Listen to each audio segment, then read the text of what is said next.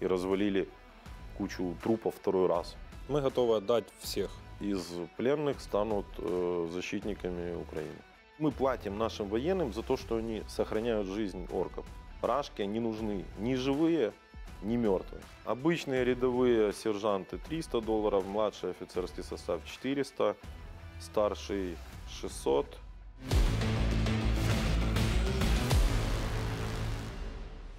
У нас сегодня будет маленькое такое интервью, я думаю, очень интересное. И сегодня мы поговорим с Дмитрием. Я думаю, вы все его знаете прекрасно. Он уже записал сколько? Сотни, наверное, да?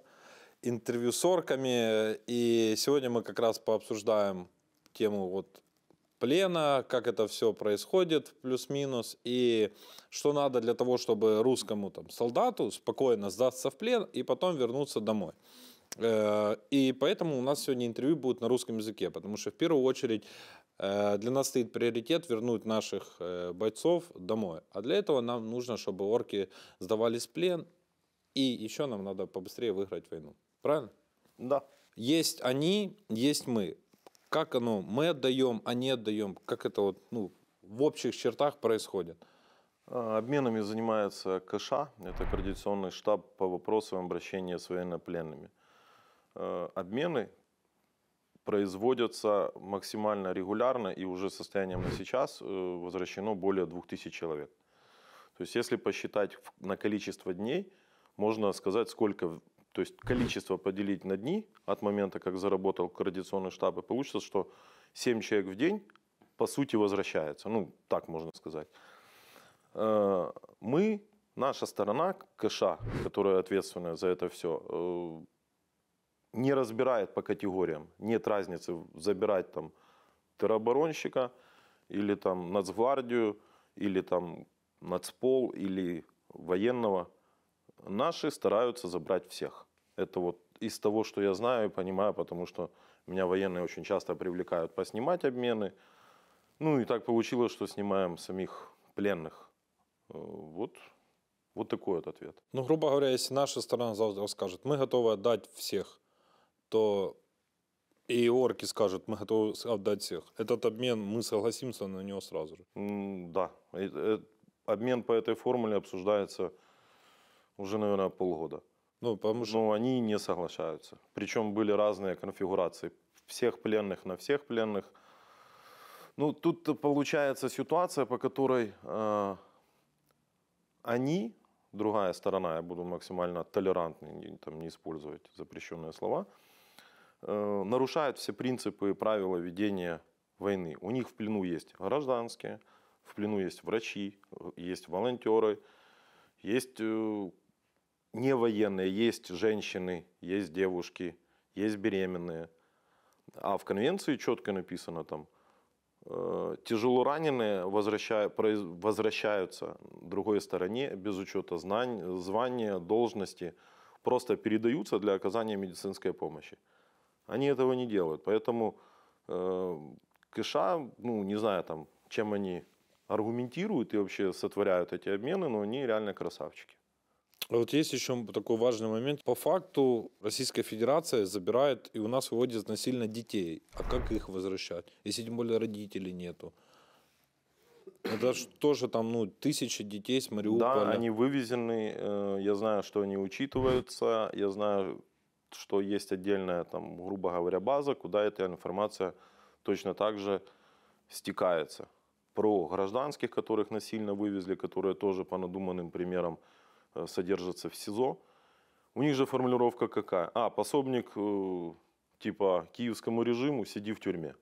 Хотя это тупо там семейная пара. Ребенка забрали куда-нибудь там в Таганрог, в детский сад. Вот, ну, да, есть такая категория. И самая большая проблема это в том, что ни Красный Крест, ни международные различные гуманитарные миссии не допускаются на их территории. Если у нас они в каждом СИЗО на лагере там, каждый день через день, там же та сторона не допускает вообще никого. Насколько я знаю, что у нас, ну, попробуй не покормить, либо там что-то сделать с пленным, то Красный Крест сразу в колокол. Да Красный Крест по сути прописан, они ходят как на работу. Ну, как бы это для них нормальная ситуация. Ну, потому что в твоих интервью я смотрю, вот сидят, есть, конечно, там после травм, я вижу, вы их, походу, некоторых сразу записываете, а есть такие, которые уже сидят там месяц-два, сидит, нормальная ряха. Мы же были на лагере для военнопленных, где у них реально хавчик, мы туда приехали неожиданно и похавали то, что они хавают. То есть администрация не знала, что мы туда приедем. И мы сами сели, похавали, там реально прикольный обычный хавчик. Потому что они сами на кухне помогают поварам работать и сами готовят еду. Мы показали склады, которые забиты едой, потому что конвенция, потому что нормы, стандарты. А к нашим такого нет. Наших, когда забираем с плена, по видео смотришь, ну там кости. То есть там люди реально не доедают. Даже если взять вот любые фотографии, посмотреть, на кого мы отдаем и кого мы забираем. Ну, это вещи, которые нельзя сравнивать. Перше за рік їм свіжий фрукт. Це навіть страшно. Смачного. Обмен телами придумала тоже Рашка. То есть это не влазит в голову, но обмен телами – это придуманная история. По нормам и правилам ведения боевых действий тела должны передаваться. Это вот если вспомнить начало войны, мы записали рефрижераторы, то есть когда еще Рашка не признавала, что у них есть потери, а у нас уже были рефрижераторы, набитые ихними трупами. Это когда на железной дороге целые эти вагоны? Да, целые вагоны, рефрижераторы стояли, были забиты, и мы, военные, попросили, покажите, осветите проблему. Мы приехали, показали, сделали так называемую рубрику «Распаковка». 6 трупов мы там полностью это все разобрали. И ровно на следующий день пришел запрос из РФ на тему «отдайте нам именно вот этих 6». А остальных, которых я показывал, что там вагоны забиты, они типа не-не-не. То есть у них вот такая вот страна. Их люди, проблема войны это в том, что Рашки не нужны ни живые, ни мертвые. То есть если бы их не стало вообще, для них была бы это идеальная история. Они бы просто говорили, пропал без вести, все. Ну, типа, если мы их не будем собирать по полям в наших там освобожденных населенных пунктах, то Рашка будет такая. Спасибо. Я уверен, что если бы они могли и платили бы за то, чтобы мы их хоронили как где-нибудь, как-нибудь уничтожали, они бы с радостью бы согласились. Ну, то есть нет тела, нет проблемы. Вот подход. Живое тело – большая проблема. Мертвое тело – проблема поменьше, но... а вот когда нет тела, значит вообще все хорошо. А если родственники, например, в Российской Федерации? Ничего не могут сделать. Ну, они же там в часть, вы говорите в интервью, идите в часть, ФСБ, жалуйтесь. Да, они идут, их там посылают. Нет, кто именно доходит до глав республик. Но если вот так вот долбить да, их, если же продолжает сидеть на стакане, это никогда не поменяет, никто ничего не сделает, никто, то есть... Всем пофиг. То бишь, можно сказать то, что если в России такой поднимется бум, и множество там родственников, друзей начнут бить в колокола, идти, писать бумаги, записывать видео в интернете, то они будут забирать быстрее пленных своих и нам отдавать наших, и так же самое будет с телами. Потому что для меня очень важно, чтобы наши братья, вернулись даже погибшие, и мы их по-человечески похоронили. Совершенно верно. Да, это будет работать. Тогда, запомните этот момент, и это очень важно. У нас проблема, у нас из-за количества трупов, мы в отличие от них, трупы, потому что я видел, какие трупы возвращаются, мы их храним по правилам, они у нас в замороженном виде. Контейнеры, которые там, рефрижераторы стоят, они должны работать. А у нас бомбежка, света нет, их надо держать. То есть для нас это проблема, хранить такое количество трупов. Они же еще дурачки обстреливают, отключают да, электричество. Еще был прикол, когда какой-то телеканал показал там одну сортировочную там, железную дорогу, где это происходило, там перегрузка. Они туда же и прислали. И развалили кучу трупов второй раз. Добили, да. Своих. Нет, как я говорю, нет тела, нет проблемы. У нас тоже в интернете иногда появляются там видео какие-то, что кто-то говорит там вот верните конкретно моего, да, там вот он то-то, то-то, Иван Петрович, звание старший сержант. И я постоянно говорю, не надо давать всю информацию о наших и рассказывать. Может, это ж не помогает обмену или помогает? Не помогает. Люди должны понимать, вот если происходит так называемый точечный запрос, та сторона понимает, что значит он важный, соответственно, мы его не отдадим. или будем там условия какие-то накручивать, или Один к еще 10. что-то. Совершенно верно. Выкладывание, во-первых, персональных данных, оно запрещено у нас по закону. То, что вы там на весь ТикТок пишете ФИО, дата рождения, ИНН, фото, паспорт, еще что-то, ну, просто придет время, когда прибежит там СБУ или Киберпол и задаст вопрос, что вы выложили персональные данные. Но это никак не... Ну, что произойдет? Как вы себе это вот люди представляют? Выложили Не паспорт, знаю. написали, он в плену 3 месяца, его не возвращают? Что должно произойти? Ну, то есть... И русские же эту тему тоже качают. Конечно, типа, что конечно. вы ну, идите к своим и требуйте, они не хотят отдавать специально. Что, Они не качают. Вот. Ну, я имею в виду, они как-то видео, какие-то видео в интернете, что они типа говорят, вот ваша украинская сторона не хочет обмен делать, а мы хотим. Они типа говорят, наоборот, идите требуйте. Ну, я, например, знаю, когда наших вывозили 5 дней в подряд, типа в понедельник, во вторник, ну, в понедельник 5 часов на Урале, 5 часов где-то стоят в поле, 5 часов назад. Так 5 дней, короче, вывозят наших там, к примеру, 50 человек или там 30 человек, потом сажают их. У наших какая мысль? И, естественно, каждый раз они говорят, что вас ваши не приехали забирать. Потом они записывают ролик с нашими, где наши говорят, нас 5 дней подряд, по 15 часов возят, короче, и в итоге мы никому не нужны. Это и ПСО в чистом виде. Ну, то есть это один из методов, чтобы тут у нас накалить эту ситуацию. В плане... А потом мы забираем человека, он говорит, нас возили там понедельник, среда, четверг, там пятница. Уже когда вернули в санаторий, с ним сидим, общаемся. А я понимаю, что в эти дни даже не было, короче, никаких движений, не было никаких там даже запланированных обменов. Потому что, ну, как правило, сейчас военные часто зовут, типа, поучаствуйте, поснимайте там для архива. А в плане еще вот условий, мы как-то можем улучшить нашим условия там в плену? Есть волонтеры, которые могут какими-то непонятными чудесами куда-то попадать и что-то там типа передать теплых вещей, передать сигарет, передать какой-то еды. Официально такого нет. Рашка, в свою очередь, несколько раз пробовала отправить гуманитарные конвои типа к своим пленным, чтобы тут якобы они тут голодают, показать у себя на картинку, мы своим передали одежду, еду, сигареты. Ну, такой они цирк устраивали. Естественно, конвои сюда не заехали, насколько я знаю, потому что, ну, что это, ну, бред. В Донецк. Да, и они это все показали, что вот, короче, наших продолжают морить голодом, они тут, ну, полная трэш. Ну так, чем больше мы их в плен возвращаем, тем же лучше. Ой, с плена Русаков, потому что он же приезжает, а тоже, он даже интервью, да, меня пытали, били, Да, контрабандеровцы, и стоит выбритый, выстриженный, с нормальным лицом, Да. нормально выглядит, все зубы целые. И говорит, меня пытали, били, борили голодом. Я говорю, меня бы так морили. Да, потому что уставят и говорят, ты на камеру должен сказать вот это, вот это. Если ты этого не говоришь, тебе там...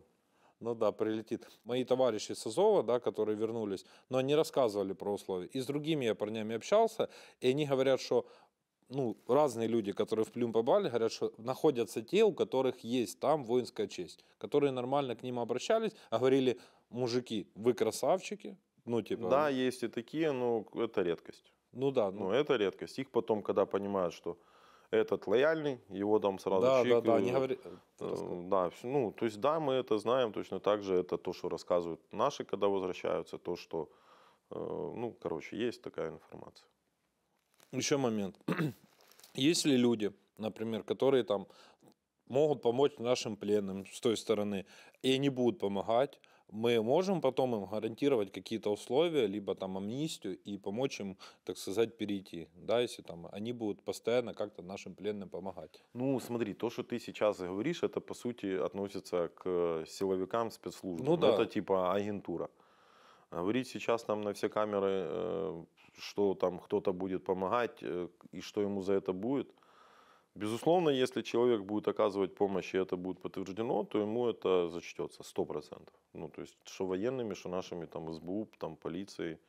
Ну, секрета ж нет, что у нас есть друзья. Не, ну, всему конечно, миру. ну, есть агентура, она работает, и, ну, я надеюсь в этом, что у военных это все есть. За это я тоже хотел вот поднять. Ты можешь рассказать, вот обычно я у кентов спрашиваю, не все знают. У меня товарищ взял уже там 5-6 типов. Я говорю, Получил бы $2. Да, я говорю, ты деньги типа, ну, взял, Он говорит, какие деньги? Я говорю, как какие? Ну вот там платят. Он говорит, я не знал. Он говорит, я их просто дал и все, типа вот живых. И говорит, скажи, как вот военному, что надо сделать, чтобы он получил деньги? Военный стучит мне, ну, то есть, предполагаем, да, какая-то наша группа людей там взяла орка в плен. Когда их оттянут уже там с передка, потому что на передке, естественно, никто этим хоботиться не будет, там страдать. Когда его там передадут или в роту, или там в батальон, записывается короткое видео, где там орк на камеру говорит, там, для обменного фонда Дмитрия Владимира представляется там Вася Пупкин, город там такой-то, звание такое-то. Все. Военный берет вот это двухминутное видео, там, минутное, там, в минутное видео влазит 5 орков, как правило. То есть такой хронометраж. Скидывают, мы смотрим звание, должности, там, по прайсу у нас есть прайс, и ровно там через минуту скидываем нашим на карточку деньги. Прайс какой? За офицера больше, кадыровцев больше? Или кого? Обычные рядовые сержанты $300, младший офицерский состав 400, старший 600 и экзотика от 1000. Экзотика это что? Ну, это там типа чеченцы, не русские, короче, всякие там такие категории. А самые такие, ну, можно сказать, какие жирные такие или интересные кадры попадали? Не могу. То есть мы потом у себя в телеграм-канале выкладываем ролик о том, что, ну, маленький такой, потому что YouTube это запрещает, все запрещают, что взять по программе обменного фонда, люди видят, что люди скидываются, люди хотят быть причастными к обмену, и они скидываются на обменный фонд. Есть, грубо говоря, постоянные поставщики. То есть и потом, ну, пленных же не отдают нам, пленных отдают дальше там в ВСП, короче, Ну, и они да, едут понятно. в СИЗО. То есть тут сам факт того, что вот он живой, что его не расстреляли там где-то в окопе, потому что чуваки там прикинули, вот взяли когда 12 белгородцев, мы заплатили, по-моему, $3 800. Ну там $4 на халяву там прилетело. Хотя можно было расстрелять. А $4 это там, ну, какой-нибудь сарайчик купить и ездить там на роту, батальон. Ну, тогда Ну, нормально. Да. И это работает. И уже сколько? Человек, наверное, за 300 мы заплатили. Ну и плюс они же, это 300 человек мы взяли в плен, и 300 вернули Да, своих. да, это же называется пополнение обменного фонда Дмитрия и Владимира. То есть это не мы покупаем, как там пишут, типа, продайте орка, у вас там их до хрена. Ну, нет, они дальше идут по процедуре, попадают там в СИЗО, в лагерь куда-то. Но сам факт того, что вот он есть, он живой, все, он зафиксирован, и поэтому... Никуда не денется. Ну да, никуда не денется. Потому что если ты скинул видео, получил деньги, а орк потом пропал, тут возникнут вопросы. И уже там военные или ВСП сами будут точно так же. А где у вас был орк, а где он сейчас? А если рота целая сдастся, что делать будет? Ну, был большой прикол, когда сдалось очень много. Что пришлось там и своими деньгами, короче, рассчитываться. Не, ну своих денег вообще ушло немерено. Если, так что, друзья, Ну, там типа запоминайте. почти взвод. Почти взвод. Да. Если это сколько по деньгам так будет? Ну, 90 тысяч? Не, ну где-то под $10. А, под десятку? Да. А, там все дешевые были, Ну, да? там было 2 офицера и... А, все дешевые. Ну, еще есть момент. Я вот записывал себе на YouTube ролик, где призывал русских сдаваться, да? Я говорил, пишите мне там, либо там туда. Есть у нас проект «Хочу жить», правильно? Туда любой орк, и либо родственник, правильно, может позвонить, Орк, только орк. ну, военнослужащий. А если родственник, мама, бабушка? Это проект для того, чтобы сдаться в плен и дальше идти по отдельной категории военнопленного. Там уже есть варианты, потому что можно сдаться в плен, к примеру. Ну, тут же ключевой вопрос, который я задаю оркам. Тебя взяли в плен или ты сдался? И он такой сразу, чтобы типа улучшить свое положение, я сдался. А выясняется, он сдался, потому что у него закончилась БК. Ну, то есть он до последнего там отстреливался с блиндажа, потом, когда уже ему прилетело 2 гранаты, стрелять нечем, тогда выясняется, что если так посмотреть, то я тогда да, меня взяли в плен. А есть те, кто заполнил бот, ну там заявка, с ним связываются с человеком, он рассказывает, где он хочет перейти, там ему рассказывают, делают, грубо говоря, маленький режим тишины, его встречают, и потом уже к нему совершенно другое отношение. То есть он содержится в других условиях по сравнению с другими военнопленными. Мало того, он может потом быть обменен, и везде он пройдет как то, что его взяли в плен. То есть то, что он вот этой специфической категории сдался, это знают только он, ну и сотрудники штаба, которые, собственно говоря, ведут этот проект. И получается, если это какой-то военный, его загнали, да, вот он еще не успел никуда ничего сделать, он просто его посадили там где-то, знаешь, он сидит, боится там на второй линии, он звонит, говорит, я хочу сдаться. Ну, может позвонить по интернету, там Viber, WhatsApp, может оформить заявку через Telegram-бот. Мы его выводим оттуда, правильно? Да. И если он ничего не совершал, то к нему и отношение другое, и даже после войны мы ему вообще ничего не говорим, правильно? Он выберет, что он хочет. Он может остаться, уже таких более 100 человек, он может остаться до конца конфликта, а потом будет просто передан другой стороне, ну или будет отправлен домой. Ну, просто Или на же- автобус, да, и Да, или же сразу же сказать, я хочу на обмен, и его обменяют. При этом он будет везде проходить, как то, что его взяли в плен. герои, 50 человек Да. убил, да, там танк 150 подпалил. тысяч украинцев, там, укропов завалил, 6 самолетов с Кортика зарезал, Мгм. и на прощание, там, подрывая себя, взорвал еще там. А если ну, вот у Орка, у Вагнеров и кучи других там нет телефонов, может родственник позвонить, сказать, у меня есть там брат-сват. Типа да, ну а как, кто его сконтактирует? Ну, через Я сейчас общаюсь через вторых лиц, которые мне... По сути, канал связи не важен.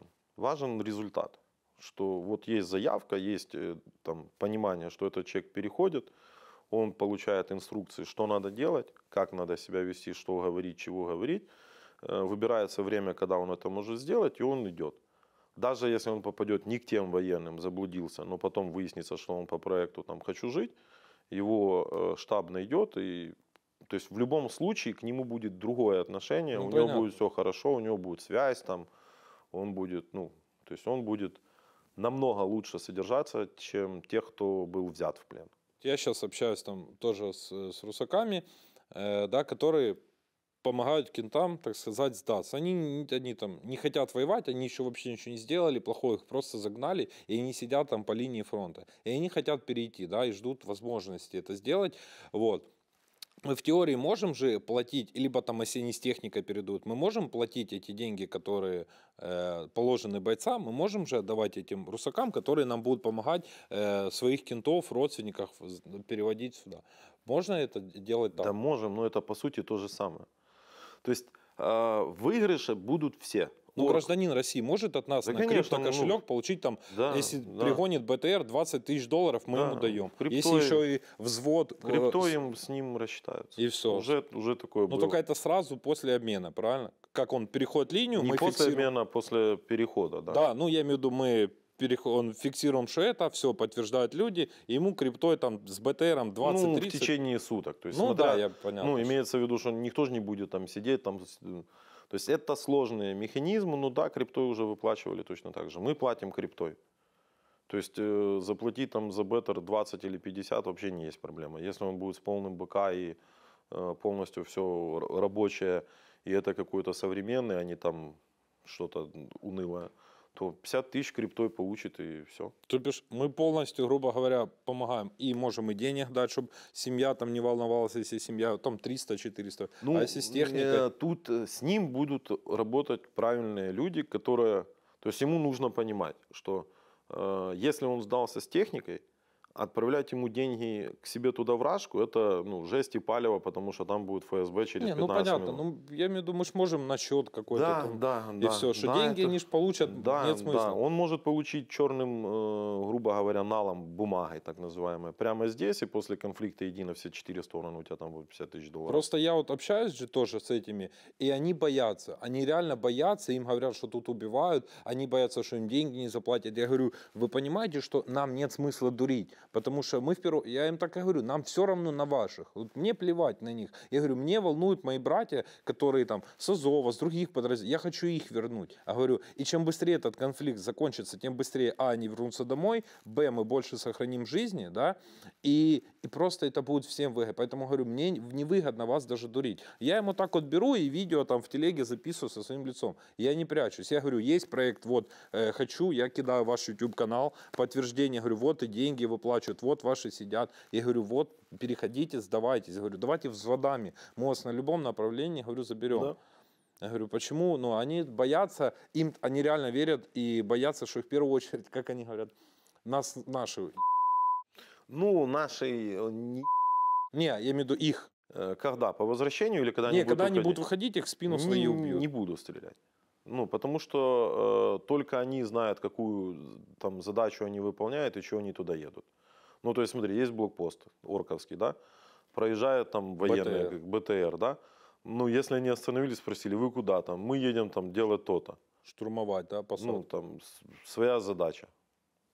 Рекогностировка на местности, там что-нибудь посмотреть. Ну, что им сделают? Ну, Ничего, навряд ли будут БТР стрелять. Ну, БТР, там, не БТР, люди в форме. Ну, то есть своих за что? Это их стращают, что будет расстрел. Ну, расстрелов-то нету.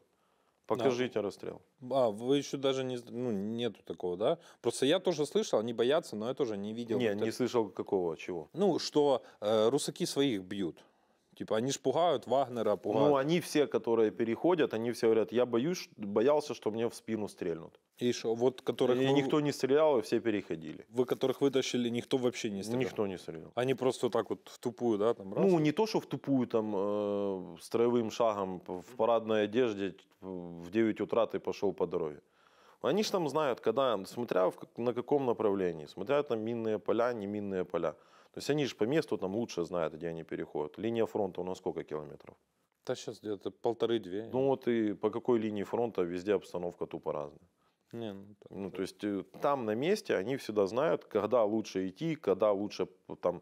Если ты на передке, грубо говоря, вот у тебя через 300 метров позиция наших, то это сделать легче.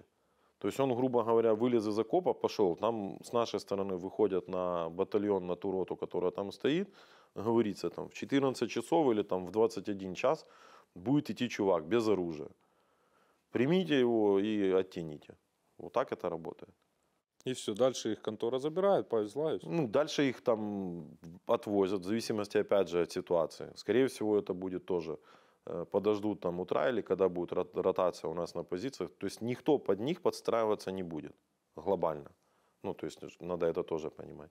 А если с Российской Федерацией, мы что же можем там с Белгорода срочники какие-то скажут, парни, мы переходим. Нас же Ну, они то- не переходят, они не идут. Ну, они думают, Те, что... кто еще в частях, те молятся, чтобы их не отправили на передок. Но у нас есть пленные, которые сейчас из пленных станут защитниками Украины. Это вот русский добровольчий легион, да? Не, есть Легион Свободы России, Да, Свобода России. где воюют граждане РФ против орков. Мгм. Но сейчас появится новый у нас батальон, который из военнопленных, которые решили воевать против Рашки. Это Легально. вообще будет жесть. Легально, да, они будут получать зарплату. Еще и зарплата будет. Конечно, у А них, УБД будут дадут? у них будут военные билеты. Да, это сейчас штаб реализует эту программу. Так это круто. Да, это вот те, кто поздавался сами, они посмотрели, как здесь все происходит, и типа нахуй мне туда возвращаться. У них перспектива, вид на жительство, и потом паспорт, и дальше, что Европа открыта, делай, что хочешь. Как у тебя получается долго сохранять спокойствие с этими людьми? Не знаю. Я просто не могу. Анонс, короче. Я не знаю, когда это выйдет, но сейчас пошла новая категория орков. Это, короче, опущенные и обиженные. Министерство обороны РФ набирает по тюрьмам тех, кого не взял Вагнер. Осталась там категория обиженных, опущенных, короче. Они сейчас набирают, уже воюют, и уже есть в плену эти, короче, запрещенное слово, там запикивать надо будет. Но это... Не, это трэш. И они воюют с полноценной регулярной своей армией. Плечо в плечо. Я не... Активные, короче, рабочие, как они там говорят. И чувак на интервью рассказывает, как у них это все происходит. На колониях, короче. Ну, жесть. А родственники, ты вот с родственниками постоянно ими общаешься. Ну вот они потом реально идут в военкомат, либо сидят, ждут? Идут. Ну, кто не сбухивается, идут. Они пишут бесконечно, 24/7. Тебе? Да. И что они пишут? Дай почитать. Не, ну я видел 800 непрочитанных диалогов. 800? Они не пишут, оставьте его там, пока я не получу бабки. Такие есть. Не? Нет, какие бабки? Ну, типа, им же за Не, убийство. а это же тоже проблема, потому что для них, наверное, будет сюрпризом, но все обмены записываются. Все, кто отдается вражку, они пишут добровольное согласие на обмен, потому что они там теряются. Мгм. Есть такие там жены, которые до сих пор своих мужей после обмена не дождались. А он честно ушел на камеру, короче, уехал в Рабзию, и до сих пор жена пишет, как мне его найти. Тебе пишет? Да. А что тебе пишет? Ну, потому что, ну, вот они говорят, те говорят, мы его не меняли, а наши военные показывают видео, что вот он передан той стороне. И все, нету. Я же говорю, мы все условия создаем для них. Вот, тут мне самое всегда обидно, почему у наших там плохо. Ну, потому что они рабы, которые не видят ничего другого. Они реально, ну, такие воспитанные в грязи, под кнутом. И что можно по-другому как-то делать и вести себя, они просто не знают. То есть, когда человек не видит альтернативы, то есть, если тебя воспитывали всегда там или табуреткой по голове, и ты не знаешь, что можно прожить день без там, табуреткой по голове не получил, то, естественно, ты для всех будешь ходить и тоже что делать? Мне сегодня дали табуреткой по голове, и тебе тоже. То есть, он по-другому просто не понимает. Ну, они все тупые. Вот сколько интервью. Высшее образование у единиц. О чем с ним говорить? Ну, Последний вообще говорит, спрашивает, ты население Украины знаешь? Он такой, ну где-то около 1 миллиона. да, А Рабзии 1,4 миллиарда, короче. я не читаю. 1,4 миллиарда. Я говорю, так а что у вас пошло не так, что 1,4 миллиарда никак не может с 1 миллионом. Ну, в России очень Поломался. сильная пропаганда. Пропаганда, что у них сверхдержава, сверхвеликая, что их там миллионы, миллиарды, и ну, у них все хорошо. Но все не так. Просто с этими орками, я просто недавно был, у нас там сборы были маленькие, и стоит 16-17 человек, и командир спрашивает, кто с высшим образованием? И все так, кроме одного вроде там, руку подняли, а один это мужчина 40 лет, который Он еще... говорит, у меня 2, поэтому я неправильно, ну, типа, вы же с одним образованием. И, кстати, у нас в полку раньше проводили исследования, тоже проверяли, у кого вышка есть. У большинства людей в полка, ну, у кого возраст позволял, все были с высшим образованием. Как минимум. Ну, типа. Там все не так. Я считаю, что те, у кого было верхнее образование, они уехали. Те, кто успел получить и, короче, не служил, и у кого была возможность, те уехали. Остались те, кто ну, реально там, тупые, не понимающие.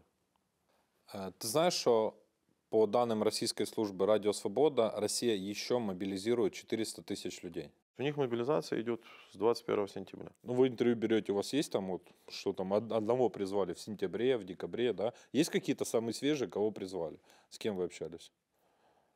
Декабрьские.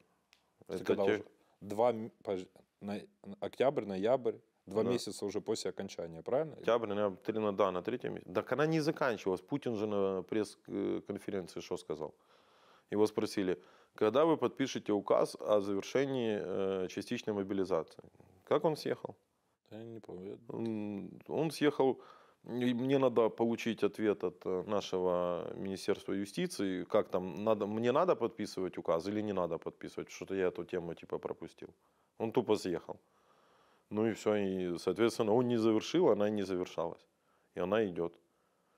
Просто тех, кого призывают в январе, они реально 2-3 месяца где-то там бухают еще, а потом только едут сюда. Ну, а у них учений нету? Нету. О, кстати, Ну, если ты называешь один магазин за 3 месяца учениями и копание окопов, то тогда есть. вот русаки, с которыми я сейчас общаюсь, они как раз этим занимаются. Копают окопы. Ну, они бесконечно это делают тупо. Причем они в таком глубоком тылу копают. Я думаю, Да, они их занимают этим, их тупо занимают, чтобы они не думали. мне кажется, там лучше бы они реально картошку копали, ну, хоть поля Мне их обрабатывали. реально заставляют копать окопы для того, чтобы они не задавали лишних вопросов, чтобы они убились копанием, выпали спать, утром проснулись и опять, короче, копать. И потом их, только они докопают себе все сделают, и хоба на новую локацию через 2 километра. И это как чувак рассказывает, я 3 месяца, мы оборудовали уже 10 блиндажей таких офигенных, а привезли на новую точку, нас развалили и взяли в плен.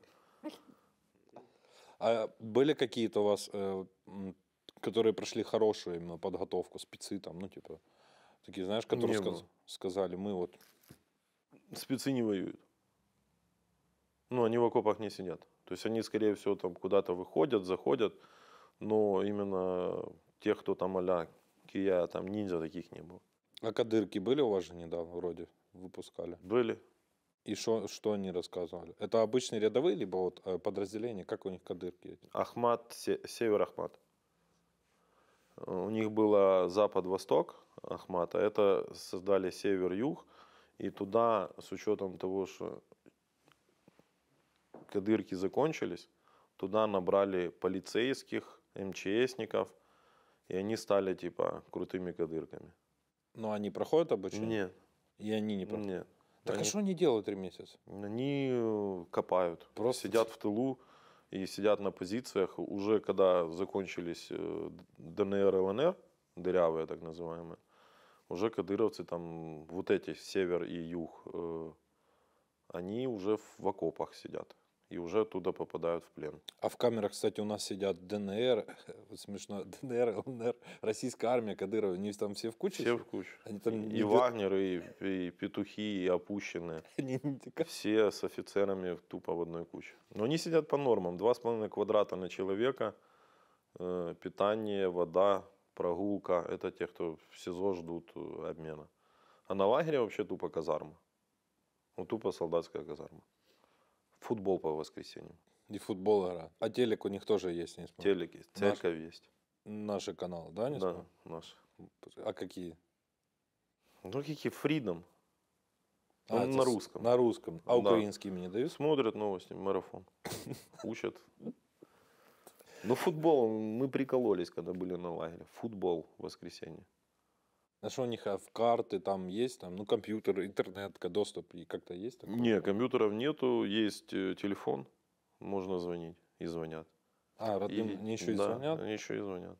Типа- И посылки еще получают. Еще и посылки? То, что ты спрашивал вначале. Да, у нас есть ролик, как они получают посылки. Откуда им? С России приходит Да. посылка? Типа родители там, а что, не вещи передают? Ну, там, посмотри ролик. Я просто... Ну, мне не Как всегда они получается. звонят, как они посылки получают, как посылки распечатываются. Жесть. Война. Ну, я же говорю, тут просто еще, я уверен, он посмотрит и будет говорить, почему мы им такие хорошие условия даем. Кто? Ну, у нас тоже ж есть. Да, наши хейтят эту тему. За 10 тысяч недавно же Да, расфорс. наши хейтят. Ну, так а что? Вот эти все, кто хейтят, а как быть? Чтобы они с голода помирали или как? Не лечить их? Чтобы там нога отгнивала? Ну, я, знаешь, верю в то, что даже какой-то русак посмотрит это видео, или кто-то из них вернется, расскажет другому, который работает вертухаем где-то на колонии, которые следят за нашими, и он чуть-чуть поменяет отношения. И даже если один боец наш получит чуть лучшие условия, или лучше пайку, то это уже того стоит. Нет, там, безусловно, есть люди, которые понимают, что происходит. И они, вот, ну, есть тех, кого мы забирали, и там реально рассказывали, что там есть реально человеки, которые имитируют удар. То есть вот наших там пленных бьют. Есть те, кто имитирует якобы удар. То есть замахнулся, но не ударил. Есть и такие. Есть такие, кто дает нам сигареты, конфеты. Давай тогда подытожим вышесказанное. Вот это видео по-любому будут смотреть русские, и я надеюсь, я сделаю все, чтобы посмотреть как можно больше россиян. Вот дай им пару советов, как им попасть живыми к нам в плен и что сделать их родить. Вот коротко, чтобы они понимали. Куда писать? Смотрите, в телеграм-канале, в телеграме находите телеграм-канал «Хочу жить». Там около 40 тысяч подписчиков, там есть бот. Там же есть четкие инструкции, что нужно сделать, как написать, куда позвонить, где что заполнить, чтобы заявить о намерении сдаться в плен. Дальше с вами свяжутся и дадут более точные инструкции и скоординируют, как это должно произойти правильно. Попадя в плен, вы получите гораздо лучшие условия, чем остальные, кто находится в плену. у вас будет лучшее питание, будет связь с родными. Мало того, у вас будет или возможность остаться до конца конфликта в этих условиях, или же вы будете поменены. В любом случае вы везде будете проходить не как добровольно сдавшийся в плен или перешедший на нашу сторону, а как тот, кто попал в плен, чтобы потом вам не вменяли там вот эти всякие истории типа предатель, не предатель. Это нам не нужно. Наши военные преследуют цель. -1 штык, который потенциально может воевать, и б, сохраните свою жизнь. Это обращение к тем, кто хочет сдаться или рассматривает эти варианты. Посмотрите наши интервью, посмотрите условия содержания. Украинский плен, он не такой, как вам наваливают и рассказывают ваши командиры, что там гранату одну держи до последнего, чтобы подорвать. Это обращение к тем, кто хочет выжить в этой мясорубке, которую ваш там царь организовал. Для тех, кто имеет отношение к нашим солдатам, которые находятся в плену, и, возможно, там вот человек, который охраняет их, смотрит. Пойми, что это тоже люди, которые оказались в этой ситуации. Они защищали свою землю, и они к ним, прошу относиться к ним в первую очередь по-человечески. По-человечески. Это люди, которые защищали свою землю. Что еще сказать? И нашим бойцам обращения. Кто не знал о нашей программе, есть у нас на телеграм-канале Владимир Золкин контакт мой. Если вы берете военнопленного, напишите мне, получите вознаграждение или получите там эквивалент. Сейчас многим мы привозим мавики вместе со сбросами, там ночники, то есть то, что вы попросите, в этом эквиваленте вам передадут, или мы привезем, отблагодарим вас за то, что вы не убиваете российских оккупантов. Они нам нужны для того, чтобы попали в обменные фонды, чтобы потом штаб координационный их поменял, чтобы забрать наших людей назад. Друзья, спасибо, что посмотрели этот ролик. Мы попытались донести максимально понятно всю информацию. Все ссылки будут нужны в комментариях. Заходите, смотрите и ждите новых роликов. И самое важное, пожалуйста, распространите это видео по всем вообще телеграм-каналам, ВКонтакте, по Российской Федерации, чтобы мы вернули как можно быстрее и больше наших защитников домой. Слава Украине, мы победим. С нами был Дима, блогер. Спасибо за внимание. Подписывайтесь, делитесь видео.